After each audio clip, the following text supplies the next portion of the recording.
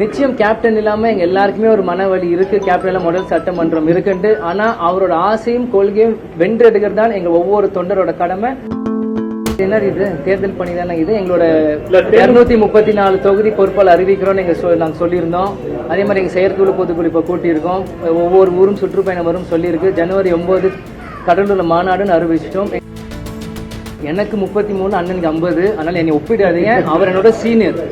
இல்ல நான் சொல்லி உங்க கேள்விக்கு நான் பதில் சொல்றேன். அவர் என்னோட சீனியர். அவரே எனக்கு முதல்ல சொல்லும் போது எனக்கு நீங்க அரசியல் சீனியர் அவரே சொல்லியிருக்கு. அதை நான் பெருமையா எடுத்துக்கு அண்ணனுக்கு நான் ரொம்ப மரியாதை நான் செலுத்துறேன். அது தலைமையே இப்ப ஏடிஎம்கேன்றது பெரிய கட்சி. அப்ப இந்த கேள்வி நீ அங்க கேட்கணும்.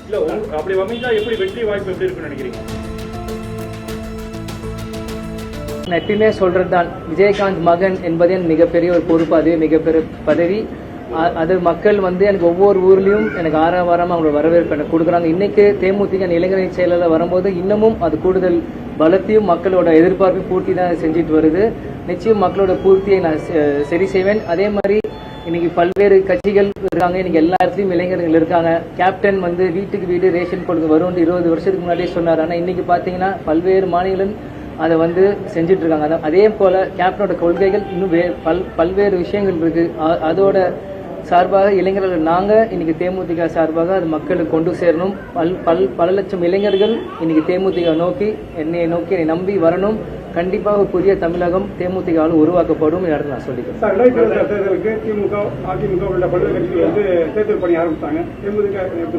இது என்ன இது தேர்தல் பணி தானே இது. எங்களோட 234 தொகுதி பொறுப்பால் அறிவிக்கிறோம் நாங்க சொல்லியிருந்தோம்.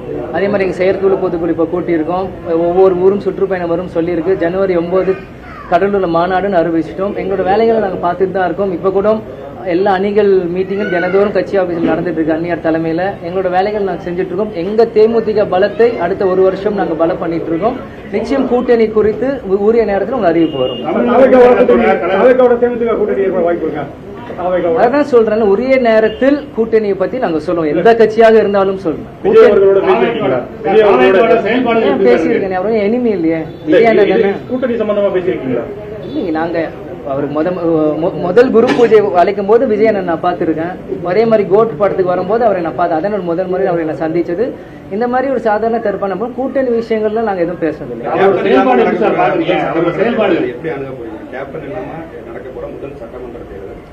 நிச்சயம் கேப்டன் இல்லாம எங்க எல்லாருக்குமே ஒரு மனவலி இருக்கு. கேப்டன் முதல் சட்டமன்றம் இருக்குன்ட்டு. ஆனா அவரோட ஆசையும் கொள்கையும் வென்றெடுக்கிறது தான் எங்க ஒவ்வொரு தொண்டரோட கடமை.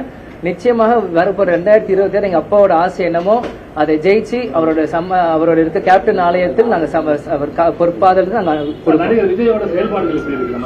ஏற்கனவே அவர் அரசியல் வரதுக்கு முன்னாடி நீங்க அரசியல் வருவாங்க. 2 பேருமே இளைஞர்கள். அவங்களுடைய செயல்பாடுகள் எப்படி இருக்கு? எனக்கு 33, அண்ணனுக்கு 50. அதனால என்னை ஒப்பிடாதீங்க. அவர் என்னோட சீனியர். இல்ல நான் சொல்லி உங்க கேள்விக்கு நான் பதில் சொல்றேன். அவர் என்னோட சீனியர். அவரே எனக்கு முதல்ல சொல்லும் போது எனக்கு நீங்க அரசியல் சீனியர் அவரே சொல்லியிருக்கு. அதை நான் பெருமையா எடுத்துக்கு அண்ணனுக்கு நான் ரொம்ப மரியாதை நான் செலுத்துறேன். ஆனா அனுபவம் சினிமாவில் பொறுத்த வரைக்கும் அண்ணன் என்னோட பெரிய ஆளு. அவருக்கு அனுபவம் ஜாஸ்தி. இந்த சூழ்நிலையில் இன்னைக்கு அவரோட கட்சி ஆரம்பிச்சு அவர் பின்னாடி பல லட்சம் இளைஞர்கள் இன்னைக்கு இருக்காங்க. அது அவரோட பலம். 20 வருஷம் முன்னாடி கேப்டன் பின்னாடி பல லட்சம் இளைஞர்கள், அது தேமுதிகவோட பலம். இன்னைக்கு விஜய் பிரபலம் நாங்க வரும்போது எங்களோட நிலைப்பாடு என்ன, எங்களோட விஷயங்கள் என்னவோ அதை எப்படியாவது கஷ்டப்பட்டு அது அப்பா என்ன செஞ்சாரோ அதை நான் கொண்டு வரணும் நாங்க ஆசைப்படுறேன்.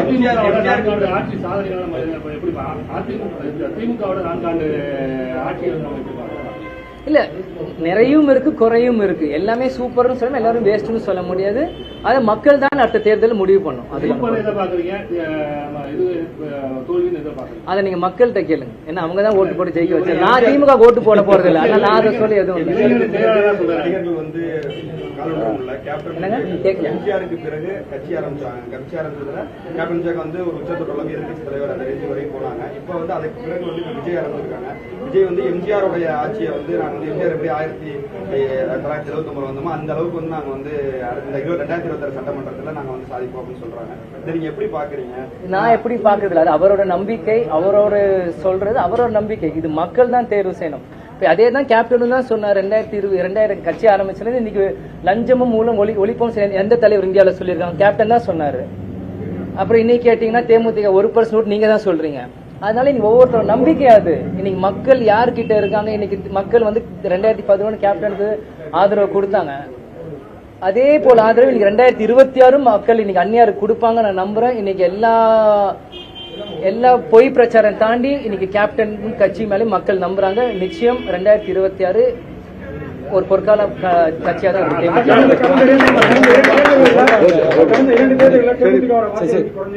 யார் சொன்னா? போன தேர்தல் நீங்களே பாத்தீங்க, நான் சொல்ல, அதிமுக சார்பாக எல்லாருமே சொல்லியிருக்காங்க 10 லட்சம் 12 லட்சம் வாக்கு தேமுதிக அதிமுக கூட்டணி பெற்றிருக்குன்னு எல்லாருமே சொல்லியிருக்காங்க. அதை நீங்க பாத்தீங்க. அதிமுக சார்பாக விருதுநகர் நானே போட்டி போட்டேன். எவ்வளவு வாக்கு வாங்கணும் உங்களுக்கும் தெரியும். அதை நான் பெருமையா சொல்ல, ஒரு கணக்கெடுப்பு நான் உங்களுக்கு சொல்றேன். உங்களுக்கே தெரியும். கூட்டணி அமைய வாய்ப்பு இருக்கா? அது தலைமை. இப்ப ஏடிஎம்கேன்றது பெரிய கட்சி. அப்ப இந்த கேள்வி நீ அங்க கேட்கணும். அப்படி அமைஞ்சா எப்படி வெற்றி வாய்ப்பு எப்படி இருக்குன்னு நினைக்கிறீங்க? இன்னைக்கு வெற்றி வாய்ப்பு பாத்தீங்கன்னா எல்லா கட்சியும் ஒரு பக்கம் இணையும் போது அது டிவிக்கு ஏடிஎம்கே டிஎம்டிக்கு இருக்கிற எல்லா கட்சியும் ஒரு பக்கமா சேர்ந்து கூட்டணி யாராக இருந்தாலும் வெற்றி வாய்ப்பு பெருசா தான் இருக்கும்.